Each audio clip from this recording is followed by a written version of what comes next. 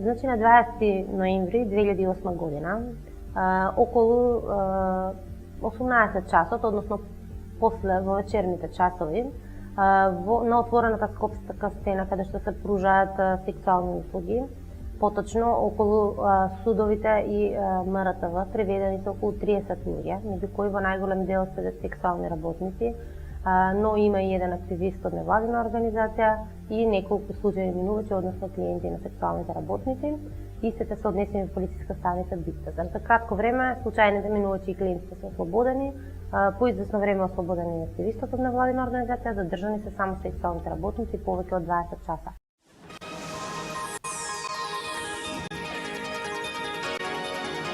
Успешна акција на МВР за сузбивање на проституцијата. Лов на проститутките и макроата кај МТВ. Чистка на Скопската ред дистрикт. Алфите синоќа апсеа проститутки, макроа па дури и клиенти. Клиентите куртулија и веднаш беа пуштени.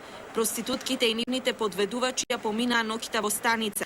Тие беа приведени без претходно да биде обезбедена судска наредба за нивно приведување и без да бидат известени за причините поради кои што се приведуваат. При тоа не им се кажани значи нивните минимални права, односно не им се испочитувани нивните минимални права, правото на бранител, правото на медицинска помош, правото на контакт со блиски лица, третирани се на најпонижувачки и нечовечки начин, оставени се во нечовечки услови, без вода, без храна, во текот на целата вечер. И одеднашка се собраа коли и комбиња, имаше алфи и полиција, значи сите девојките една до последна ги собра. Не однесоа во Бит Пазар полиција. Не ни кажуваа ништо. Вадеа мобилни од джепови, не сликаат. Бевме фактички исцрпени. Имаше и од дел од девојките наркоманки што не можеа да поднесат ни болка, плачеа, вриска, никој ништо не им помагал. Ниту вода ни дадоа да се напиеме, ниту леп не прашаа дали сакате, цела вечер не држеа.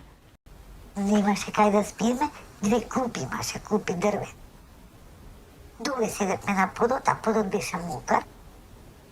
Така како што беше, мала нужда што идева така, тука седевме. Ко живи стоки.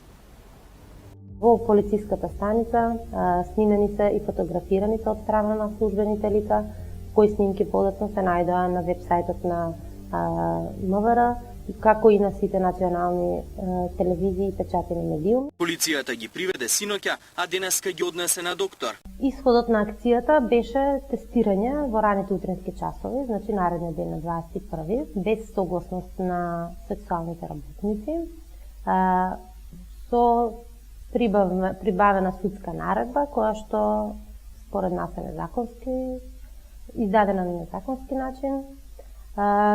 Истите, значи, се тестирани во инфективна клиника, без при тоа нели да бидат запазени стандардите за тестирање за ХИВ-СИДА.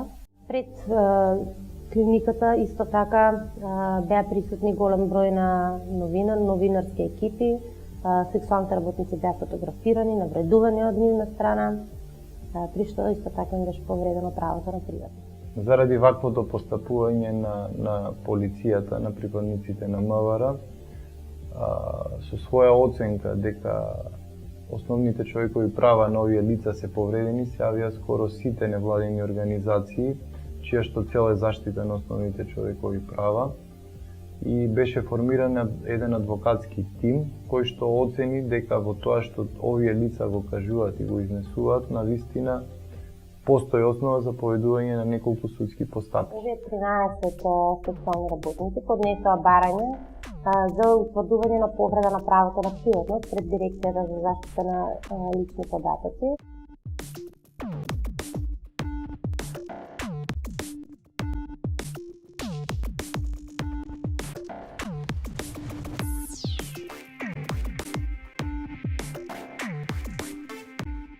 Беше најдена повреда на правото на приватност кај 3 сексуални работнички. Ваквото решение на Дирекцијата за заштита на лични податоци представуваше основ за поведување на судска постапка во која што би се барала надомесна нематеријална штета заради повреда на лични права. Беше иницирана судска постапка со тужба.